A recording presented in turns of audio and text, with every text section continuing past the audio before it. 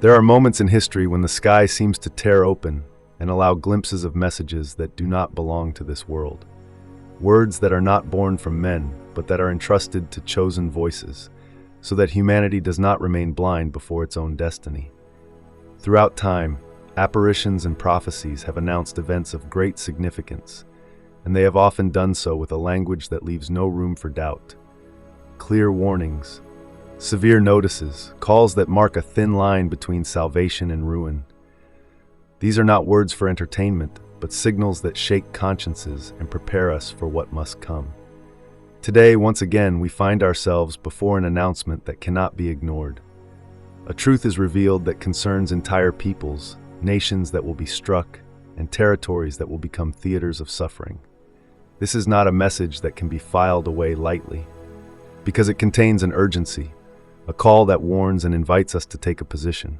It speaks of attacks, of countries marked by an imminent destiny, and the feeling that remains is that of a silence heavy with tension, a waiting that burns, a truth that leaves no escape. The transmitted words do not stop at describing what will happen. They also carry with them the force of an invitation, to prepare, to pray, not to be surprised by the unexpected. It is a warning that shakes, that calls each of us to understand that the time of lightness is over. History is accelerating, the signs are before our eyes, and what until recently seemed distant now approaches with rapid and heavy steps. Humanity has believed it could control its own destiny, but the truth is that without God, everything wavers.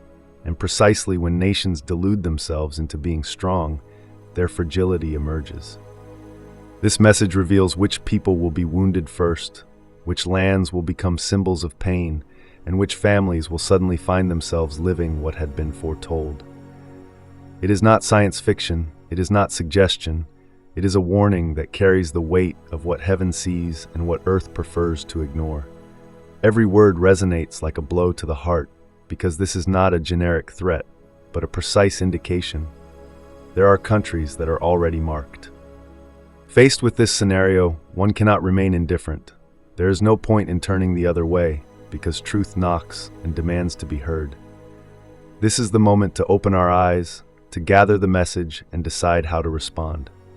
For this reason, I invite you to stay with me until the end, to listen to every passage, because what you are about to discover directly concerns the future. These are not words to forget, but truths that demand a response. Write Amen in the comments, so that this word becomes the sign of your adhesion and your faith, and let the light of prayer be the defense against what is about to fall upon the world. The message that opens before our eyes is not just any warning. It is a cry that crosses time and reveals how some countries have been marked by a precise destiny. We are not speaking of distant possibilities, but of a shadow that lengthens and already now lets its imprint be glimpsed. Every word received carries within itself a certainty. Some nations will be attacked, will become the theater of conflicts and pain, and from there an echo will spread that will reach the entire world. When heaven speaks of peoples in danger, it never does so to create sterile fear, but to warn and offer a path to salvation. However, the seriousness of this announcement cannot be mitigated. It has been clearly said that the first blows will fall on lands already worn down by hatred and divisions, on countries that have long borne the weight of violence and discord. Yet the message does not limit itself to them. It indicates that even nations considered stable and secure will be shaken, that no one will be able to say they are completely safe. There is a red thread that binds these revelations. Humanity has not listened to previous warnings, and so the signs become more serious. The countries that will be struck are not chosen at random. They are places that have forgotten their spiritual roots, that have preferred pride and material power to faith. Heaven shows how the foundations of these kingdoms are crumbling, and the enemy will easily find the breach to strike. The message forcefully indicates that the land of great empires will be wounded. Nations that consider themselves pillars of modernity and progress will suddenly be crossed by attacks that no one expected. The security they display is only a thin veil, and it will soon fall, leaving exposed the vulnerability that was supposed to be hidden. The prophetic voice has spoken of the United States. a land that has always exercised power and influence, but that now risks seeing its cities struck, its symbols shaken, its certainties vanish. When the prophetic message dwells on the United States, the weight of the words becomes even more serious. This is not just any country, but a nation that over the last decades has embodied power, progress, technological and military supremacy. A land that many have considered invincible, capable of exercising its influence on the rest of the world, of imposing models, ideals, and strategies. Yet, heaven has revealed that precisely there one of the most painful wounds will open. The United States has been described as a trembling column, a power that carries within itself hidden cracks, apparently invisible but actually deep.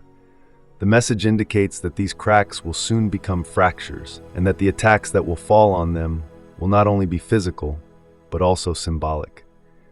They will strike the cities that represent the beating heart of the nation, the places that symbolize economic and military power, and will leave an indelible mark on the consciousness of the American people.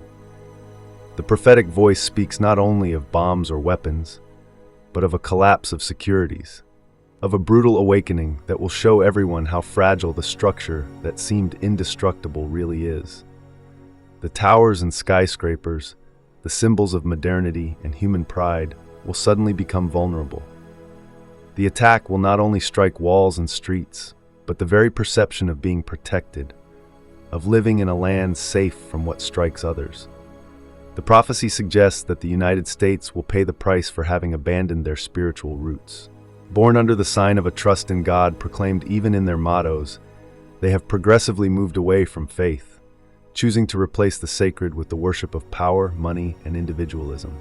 And when a nation loses its soul, it inevitably becomes fragile, exposed, incapable of resisting.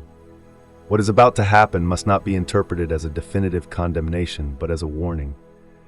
America, with its vastness and global influence, will be touched so that through its pain the entire world understands that no power can replace God.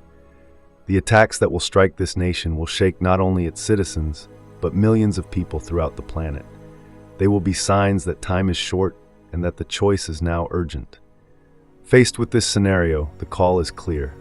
Pray for the United States, invoke protection, return to authentic faith. It is an invitation that applies to every believer, because what will happen there will have consequences everywhere. Write Amen in the comments and join your voice to this supplication, so that the light does not go out precisely when darkness seeks to envelop the world. The announcement does not stop here. Heaven has shown that Europe, the cradle of Christianity and at the same time heart of an increasingly widespread secularism, will be marked by events that will divide it and leave it helpless. We speak of countries that until yesterday appeared solid and untouchable, but that today find themselves facing profound fragilities. France, which has received prophecies since the apparition of La Salette, returns to the center of a painful design. It has been said that its destiny would be to know terrible trials, and today's message confirms that this time is now near. Italy, too, a land blessed with countless signs, will not be spared. Its spiritual history is immense, but precisely for this reason, it is called to a greater responsibility. Yet the divisions, the loss of faith, and the decline of values have opened wounds that become doors through which evil can enter. Rome itself, universal symbol, is seen as a city in danger, not only physical but also spiritual. The message expands to embrace the Middle East, a region that has lived through incessant conflicts for centuries. Here the words have been harsh and direct. New flames will blaze, and they will not remain confined. The attacks that will strike these countries will pour forth like waves, and their impact will be felt throughout the world. It will be a pain that will know no borders, because what happens in a holy and wounded land is reflected on all humanity. Asia has not been excluded. There too we have spoken of powerful nations that risk transforming into instruments of destruction, countries that, guided by pride and thirst for dominion, will unleash conflicts capable of dragging millions of lives with them.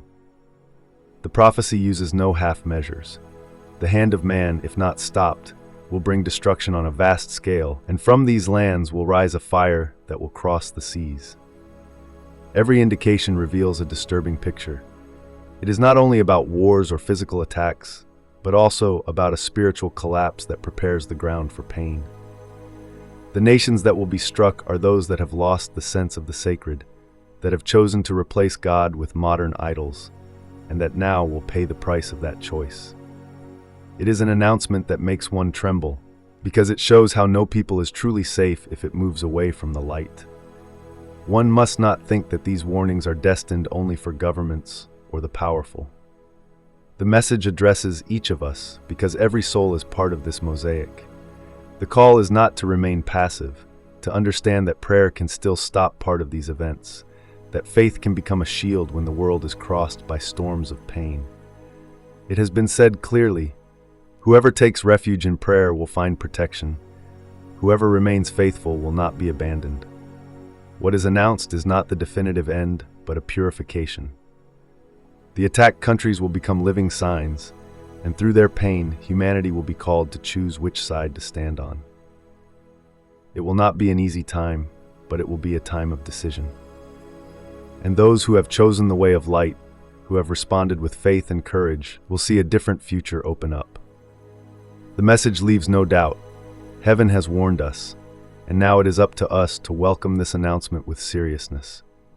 We cannot delude ourselves that the words fall into the void.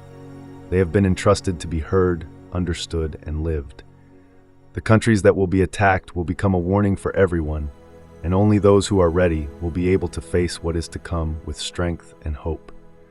For this reason, once again, I invite you not to remain a spectator. Write Amen in the comments. Let your voice become part of this collective response. Every Amen is a flame that lights up against darkness, a sign of faith that cannot be extinguished. Time is short, but the power of prayer is immense. Do not let it be extinguished.